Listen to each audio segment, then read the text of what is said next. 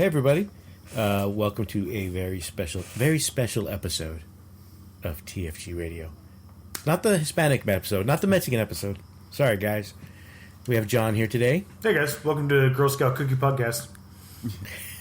That was the pre-show. Oh, okay. We can talk about that too. I still have it on my mind.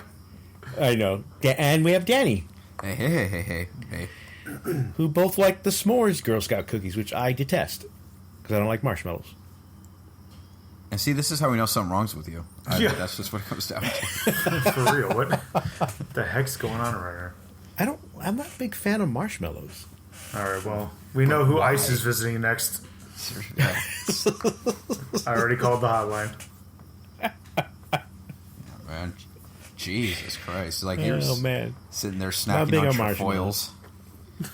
Listen. Although it might be the wisest thing you could do to protect yourself if ICE shows up is just to have those ready. They're not going to take someone who eats probably that. Thin Mints. Thin Mints might be, not trefoils. I don't know. I mean, I freely admit. Trefoils are pretty white. I freely admit, trefoils are the most basic bitch of the Girl Scout cookies. Mint can be pretty spicy for some people. Maybe, but for my dietary needs and requirements, so I don't have a sugar spike again, trefoils is about as spicy as I get. Man. And I say that as I had eaten a donut earlier today, but we won't discuss that. What the hell, dude? I have no self-control. Cursed. We've already established I have no self-control. Apparently. As a testament to that is my purchase of I believe 2 boxes of Emperor's Children. Oh my god, man! You do have a problem. So anyway, is that on top of the Deathcore of Krieg you bought? No, I did not buy that because those were all out. But I was able to get boxes of Emperor's Children, which is a sign from above of where my true allegiance should lie. Always the chaos, because that will complete my pentecostal of my chaos army. This is a Catholic podcast, sir. I know, how dare you? During the start of our Lenten season, and you would do this. I know. I'm ready to eat meat tomorrow. Fish? No. Or alligator. Filet-o fish? Alligator's fine? Yeah, there was what is it? One of the, I think one of the first cardinals from Louisiana basically had to directly petition the Pope, be like, is alligator a fish or not for Good Friday, or for Fridays in Lent? And the Pope was just like, fuck it swims in the water. It's a fish. It's good. The Pope was like, what's an alligator?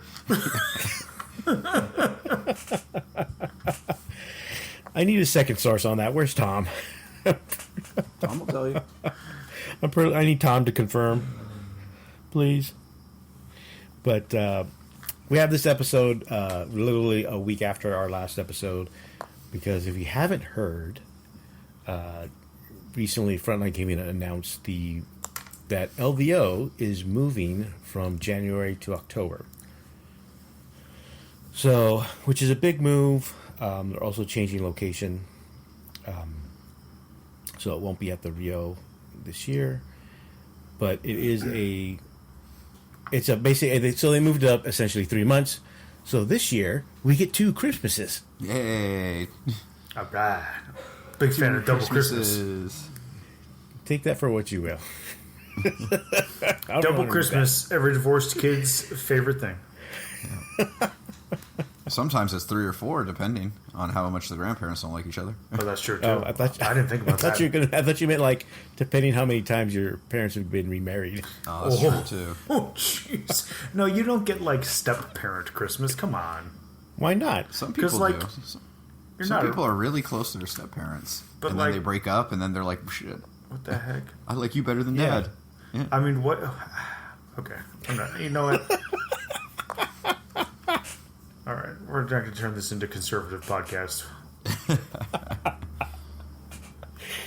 We're Roman Catholic, not conservative. White man rants at minorities podcast. over family values. Oh my God! Could you imagine? Do you think we'd get more or less listeners? More. More. Smash that more button. More. Given the 40K Again, community. well, it would all depend on the thumbnail. More. We need a picture of John just yelling I don't yell. At me and Danny. I don't yell very much though. So that's... at me and Danny in the fields. Oh my god, dude, Jesus! I don't need that picture. Please don't anybody with AI make this. I don't need that on the internet. It's the last thing I need. But so anyway, John yelling at the clouds aside. Initial reactions, John. I like as it. a player. I like as it. a player now. I like it. I like it. It'll make it easier for me to go. Actually, January is always hard to wrangle for me for a bunch of reasons. Like, so there will be no problem of it lining up with like our open house, which is great. As long as they don't move into September, it won't go into my daughter's birthday. Late October is Natalie's birthday, so it's like right in between. It's perfect. I like it. This is good. And it's early enough that some of the pools might still be open, which I'm a big fan of, depending on the hotel. We went to when we had the teams in Vegas. That was in I can't remember. I think it was September. Yeah, but that was also at a shitty hotel. I'm just saying in terms of the weather. I'm just saying. I don't mean. I don't. Well, I and don't it's know not going to about- be attached to a hotel, so I'll just stay at the Palms because I love the Palms. I mean, they'll most likely still have room blocks from maybe they might have like instead of just one specific hotel or casino, they might have multiple. Yeah. So we'll see. Danny, as a judge, It's a little tougher because October. For me, January is typically an easier month because that's January, Spring break, early or February, winter break. It's winter break, yeah, and so I'm only Yeah. teaching intercession courses, which are a lot less. Honestly, a lot less work I have to do when they're kind of live versus setting them up. So, in October, that's a good 5-6 weeks. Like, so it's getting close to midterms for me.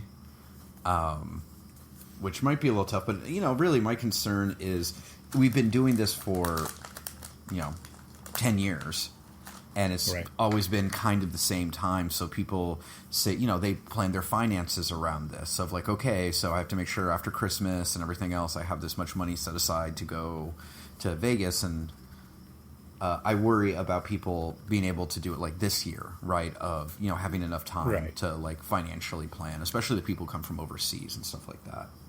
But I'm also with John on the reality of, you know what? I like Vegas when it's warm. So Vegas in early October is warm, so that's nice. Generally, I'd is like to warmer. go to the pool yes. too. Yeah. I'd like to go to the Yeah. pool too.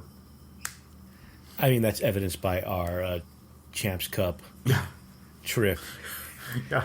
where we spent more time at the pool than actually playing the game. Yep. Lord knows I did. That's definitely true for me. I mean, me too. I played Knights also, so that was one of the reasons I was like, "Oh, I'll switch to Knights. Sure, no problem.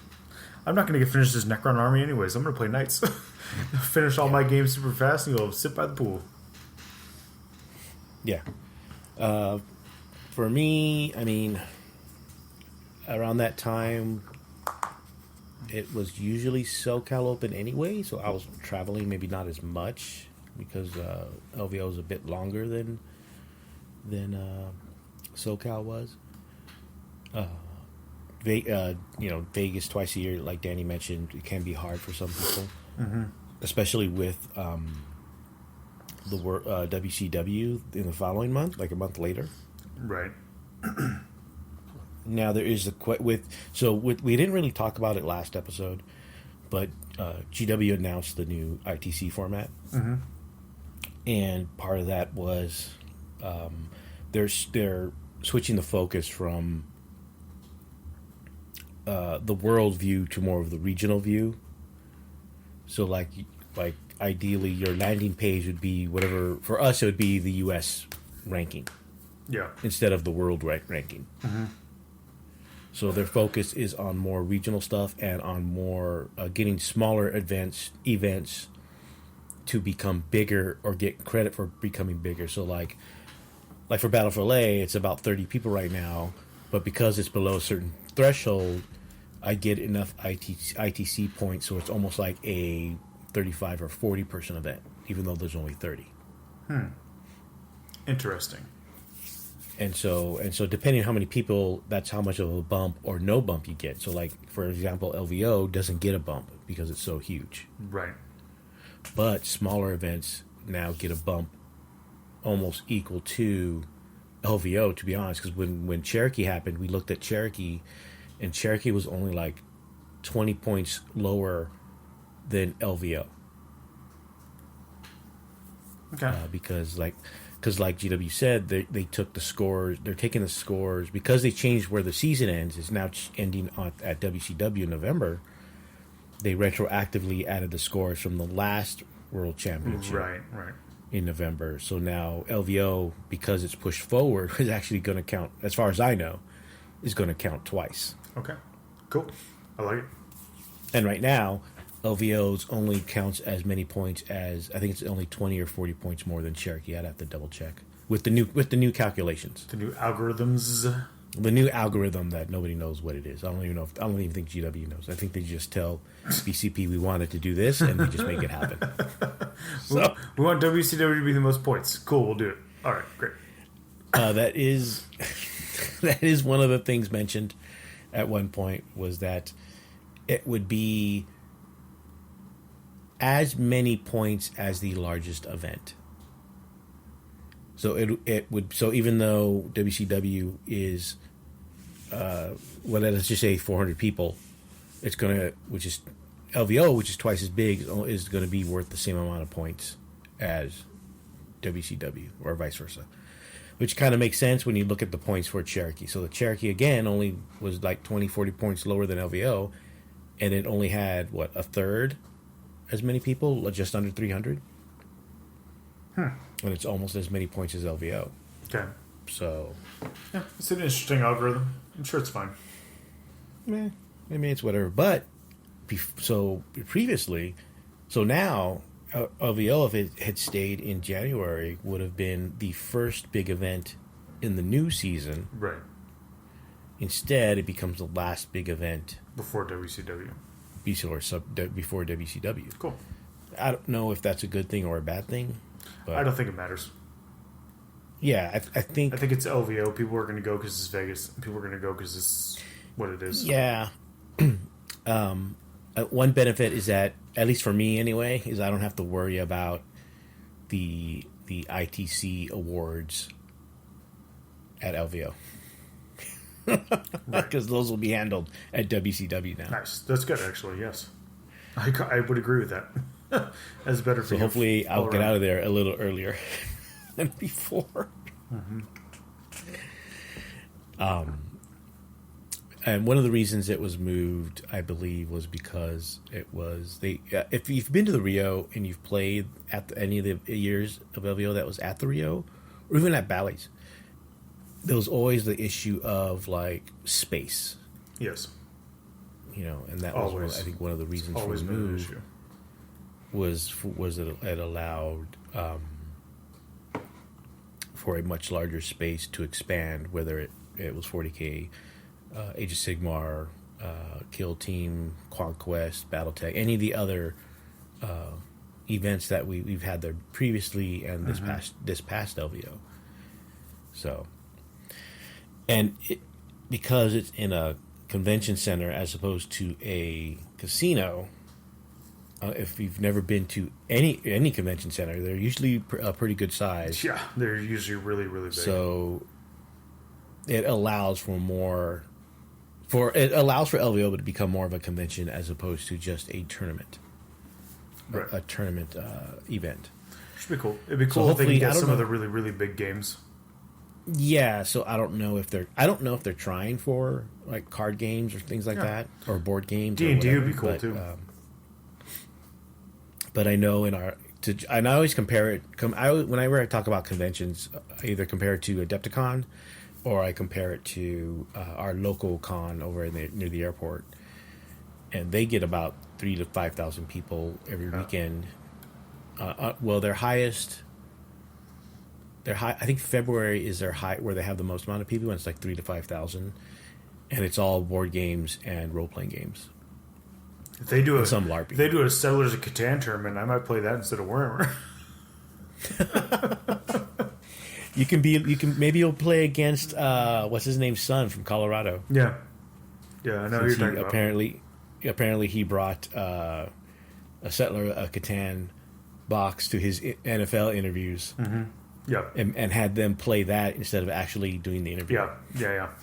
So, with gold-plated pieces.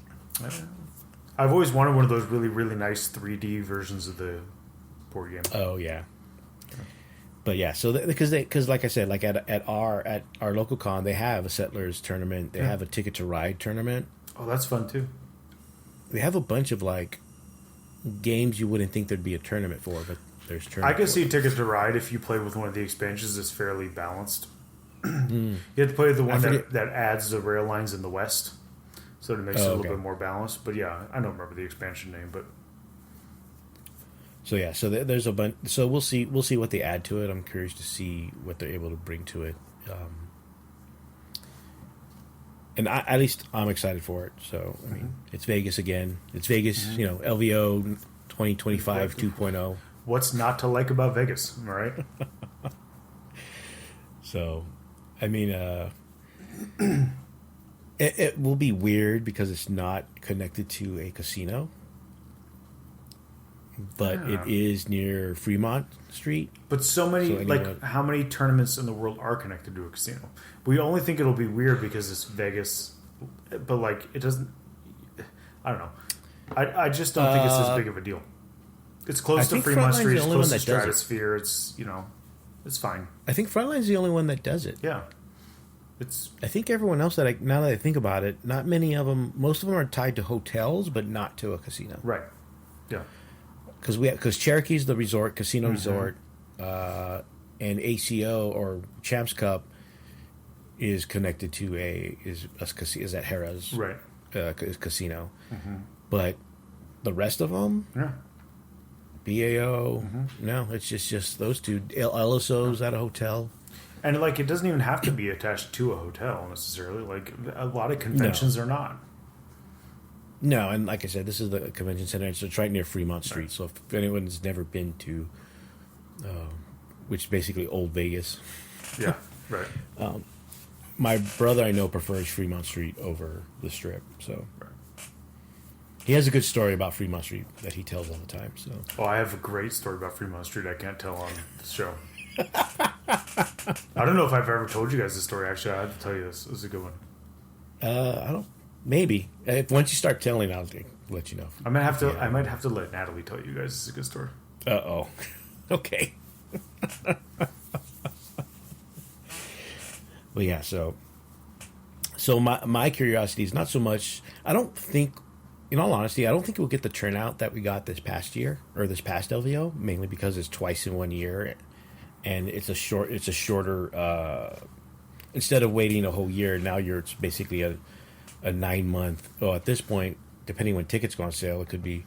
I think for 40K and Age of Sigmar, it's less. I think for everything else, it'll be more. Yes, and I think that will pick up the slack. I think overall, it'll be a bigger tournament or it'll be a bigger convention. Right. Whereas the tournaments for 40K and Age of Sigmar might be smaller. I think they're going to get huge turnout because it's a big convention hall. It'll be a big draw. They can get Flames of War to come do stuff. I think they're going to get if they can get all the people on board to do it, it's going to be so much bigger. Yeah, and that includes anybody that wants to do like a demo game or just participation games. Yep. Because there's so much space, they don't have to limit we can't do that because we don't have the space. It's I'm curious how big the vendor hall or the vendor space will be because to compare it to Adepticon, I don't know about the new place. Yeah. But the old place, their vendor hall, it was just a vendor space that was right in the open area of the convention center. Right. Yeah. So and then so once we see the pictures of what how the convention center is going to look like, we'll see what you will see what it can do, and especially once they partition everything out and separate stuff. we'll know how much space we'll have. I'm assuming we have the whole convention center. Mm-hmm. I don't know how much if we have the whole thing, and I don't think it's as big as the LA convention center.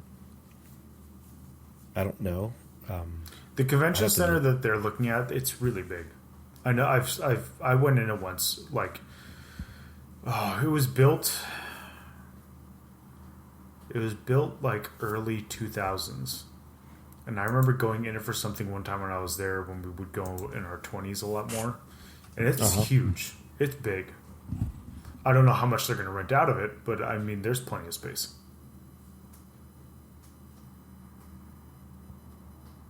Yeah, I don't know. I guess as we get closer and once the tickets go on sale, we'll find out more. Mm-hmm. But I don't. I mean, I'm excited for it. I'm excited to see who else comes out for it, and if they're able to get card games, board games, role playing games too. I'm going to play Magic instead. Look, it's right here. I have Magic cards. I have Magic cards right here. You heard it here first. John is now becoming a Magic judge. No. Magic player? Oh my God. Dude, I actually, like, just thinking about either of those options makes my head hurt. I'm not going to do either of those things. I don't want to be a Magic judge or a player. Jesus. They should do an esports area. I'll play StarCraft and get destroyed by the Koreans. I mean, I guess we could. Yeah, I don't actually, so I haven't. After Jeff Robinson died, I didn't pay a lot of attention to StarCraft 2 because he was the only guy I'd watch very often, and because he was really funny, I would watch his casts of if he was casting one of the big tournaments, because he didn't care. He would literally just make fun of people, which was the best part. Right. But so I recently started to watch a little bit again, and apparently there's some Finnish dude who's the greatest StarCraft Terran player of all time. He goes by the name of Clem, and I looked at his. If you look at his thumbnail on these pictures for YouTube, the dude looks like he's 15. He probably is. And I watched some of these matches, and I was like, oh my God, okay, I definitely can't play video games anymore.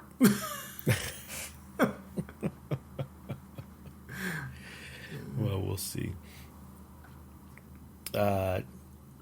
Yeah, so I mean, like I said, it's just the initial announcement, so it's just the initial reaction to it. Mm-hmm. So I give it both thumbs up. Second Christmas, I'm always excited. We'll see what turnout we get. I'm not too concerned about it. I think it's more of just getting it out there and getting people used to being out there at that time of year. We might not get as many international players only because WCW is so close, and I think because WTC's in August. But WCW you have to get an invite to, right? Isn't that still how that works? Yeah, but you can also go to the Narrative. The Narrative you can buy a ticket for. So if you wanted to go, and I hear nothing but good things about the Narrative. So if I wanted to go to the Narrative and to LVO, yeah, for sure, it might be. Depending where I live, it might be difficult. I think the WCW Narrative is way better than getting a golden ticket to go play in a competitive event.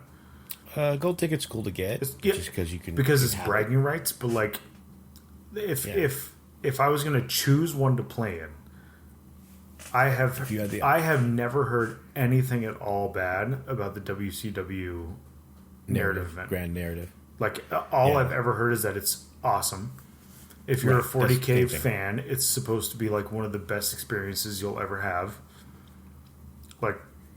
Yeah. So I can see that. I get that. Yeah, well, I mean, we'll see. I think Rockner runs it, right? Yeah. Yes. Yeah. Yeah. So. I mean, Zach's nothing but a competent, awesome person, so I'm not surprised. Yeah. So we'll see what happens. I'm curious to see what portion of non-GW people we get, especially if we are able to get card games and board games or something along those lines. But competitive Pokemon. Competitive Pokemon. My kid's got a lot of Pokemon cards. I could play competitive Pokemon. Yeah. That was actually how I discovered 40K. Was competitive Pokemon? I was playing. I was in 8th grade, and I went up. Oh God! Don't say that, please. I went up to visit my. My cousin in Santa Maria, And prior to going, his mom called my mom, and my mom was like, "Hey, do you have any of these Pokemon card things?" Because I had Magic cards. My mom knew that. And I was like, "No." And she's like, "Oh, do you know what Pokemon it is?" I was like, "Yeah, that's lame." She's like, "Well, your cousin's really into it." And I was like, "Okay, So you're gonna cool." play. I was like, "Okay, that's fine, whatever." So I got there, and he was like, "Yeah, he's like super into it. He's got all these decks." So we played a bunch. And he's like, "Hey, they have these tournaments at this store." And I was like, "All right." He's like, "Do you want to play?" I'm like, "Yeah, dude, whatever. I don't care. Like, I'm in Santa Maria with you. What do you want?" Like, what else are we gonna do? You and I can't drive. We can ride our skateboards around only so much. So his mom dropped us off at the store, and like I played in this competitive Pokemon tournament, and I ended up losing to the store's owner, or the store owner's son, who was like 9. And to but like in the championships, like I got to the championship round. Oh, okay. But every time there was a break, I went over and watched these people play this game where there's these giant artillery cannons shooting these green orcs. And I'm like, what the hell is this? I was that annoying 14-year-old, although I didn't talk, so I was just standing. But I was watching these guys play this game, measuring stuff out with these dice and like these insane artillery basilisks, and I didn't know what they were at the time. So I bought the 3rd edition Dark Angels Codex because that's what I could afford, being like, you know, an 8th grader. And I was like, cool, I'm going to buy this codex and not understand what any of these things stand for. I don't know what a BS is. I don't know what a SWS is. I don't know what a S plus is. I don't know what any of this stuff is. But man, these models look cool. Right. That Christmas, you know what I got? I got that Black Templar box. That one with the starter set with the dark. The 3rd edition starter? Yeah, the Dark Eldar and Space Marines. Oh, okay. And the Black Templar, the Space Marines. Yeah, the cover art was the Black Templar. Yeah. So if you go to a Pokemon tournament, you might end up liking 40K. That's the moral of the story. There you go. The moral is try new things. especially if the first thing you're trying is Pokemon cards. Dan, you have any other thoughts about? I mean, I do feel bad, I think, for our international travelers and the people who have really made it part of their, you know, a special part of their life and their vacation, right, that they save up for to come out to Vegas and, you know, all that. But I'm next sure some January, still will. Next January, they may not even be allowed in the country. We don't even know. That's true. Yeah, you never know how things are going. So they may not even want to come. I have no idea. Yeah, I mean, I think it'll be fine. It would be really, obviously, it'd be interesting to see LVO go from a 40K tournament to a gaming convention, right? And I think that's a net positive, obviously, for FLG, but I think for a lot of people, of just more places, you know, more cool stuff to look at, more people to meet, to interact with, more stuff to do, and, you know, honestly, leaving the Rio, I don't hate either. So maybe going to another venue might, you know, that feels staying somewhere else feels kind of nice. Although from a judging perspective, if we're at a place that we have to then drive or Uber back to, that makes it tough, because that's the one nice thing about, you know, working like the Saturday where you're judging 4 rounds. It's like the moment you leave, you go right to a bar, you know, where other people are hanging out, and you're not going to have the convention center is not like far from stuff though, which is nice. No, it's not. I mean, it's Vegas, so they Whoa. Is it, hey, we can just walk to the Palms far? Or actually not far? John. You can't just walk to the Palms. What do you mean? We've already discussed this. No, you can't. Yes, you can. No, it's not a short walk. I've walked from the Rio to the Strip before, so, you know, I don't know what your problem is. Oh, my God. This reminds me of a story of when I was like 15 or 16 in Vegas with my mom and stepdad and my, you know, friend Scott, who you guys have all met, who's actually one who I started playing 40K with. We were like, I think we were at where Paris or Caesars was, and we're like, oh, we're staying at the Stratosphere. It's like, we can just walk. Oh, we can see it. And you can see it. Yeah, we did fucking tall. Yeah, we did not realize exactly how long the blocks are in Vegas. Yeah. No, if it's more than 2 hotels away, I'm not walking. Yeah. yeah, so we'll once we get more information, we'll have more. You know, but to be fair to the Rio, I did like the Rio more this last year. Like, it was much nicer now that it had been redone. Yeah. That center bar, I really liked the way they redid it. Yeah. The food court, right. I really liked the food court again. Yeah. I think the room still needed a little more love, but the rooms were. I mean, the rooms did the rooms, but it was at least, and it was fully like the staffed, shower window, and everything was open, and the Starbucks was big and redone too, which was nice. Yeah. Yeah, I actually did. I liked the Rio a lot this year. I had no complaints. Okay. Well, again, when tickets go on sale and as we get closer and get more details, we'll probably talk about it more in our regular episodes, but this was just initial reaction after the announcement. So, with that being said, I think we'll cut it here. Danny, any last words or words of encouragement? No, not tonight. Not my kids tonight. My kids will sleep through a fire. They'll sleep through fireworks. They'll sleep through earthquakes. Me having a conversation with someone else, they're like, "What the hell's going on?" Wow. Yeah. I mean, that sounds like kids. Yeah. Yeah. What are you guys talking about? Hey, buddy. Yeah. Again, my daughter. John. My daughter has mastered the creepy, just standing quietly, coming in and just standing there until I notice her. Oh my god, that's the worst. I remember that phase. John. Yes. Any words of wisdom? Yeah, you should change. You should absolutely 100% come to LVO when it's been moved to a new location because Pokemon cards are a hell of a gateway drug.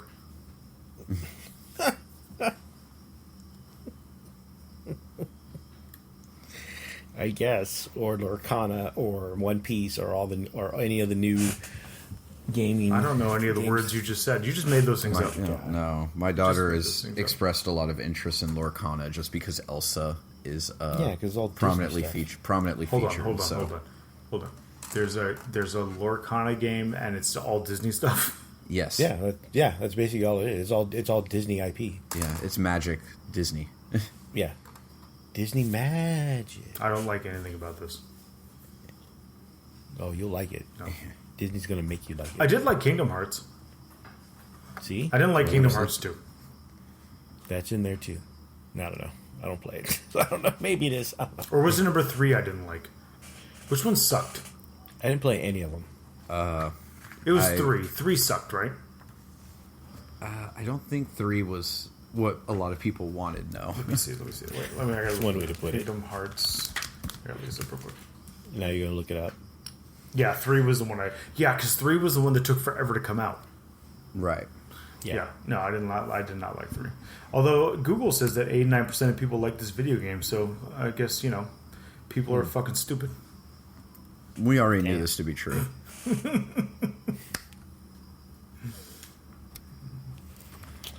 This is why we need to switch to that other type of podcast.